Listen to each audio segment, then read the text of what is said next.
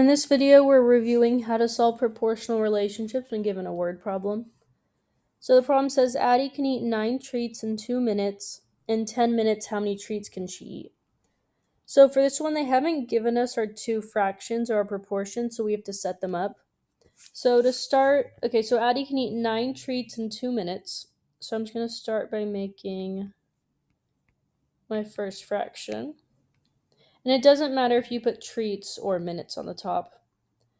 And then now I have the other information. In 10 minutes, how many treats can she eat? So I need to figure out, is the 10 minutes going to go on the top and the bottom? Because I have minutes over here, I know that I want to put 10 minutes on the bottom over here. You always want your units to line up. So again, because I have minutes over here, I put minutes over here. And then the question was, how many treats does she eat? Well, I know that if treats is here, treats is also going to go over here.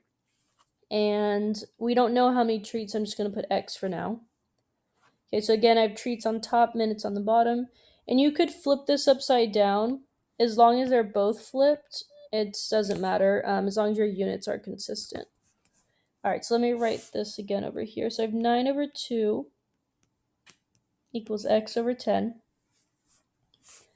So you notice that 2 times 5 is 10. And so then 9 times 5 would give me 45. So you could solve the problem like that. But let's say that it wasn't easy to find this number right here. So let's see if we can solve it using cross multiplication. So let me rewrite the problem. So remember, with cross multiplication, we're multiplying diagonally. So let's see, so I have 2 times X. And then I have 9 times 10. And again, I just multiplied diagonally. And then now 2 times X is just 2X. And 9 times 10 would be 90. So all I did was multiply diagonally. That's why I drew in my arrows. And then I multiplied. And then last thing is I want to get X by itself. This is 2 times X. So the opposite of multiplying by 2 is dividing by 2. 2 divided by 2 is 1. That's why those cancel out. And I'm left with X equals, and 90 divided by 2 is 45. So I got the same answer as I did over here.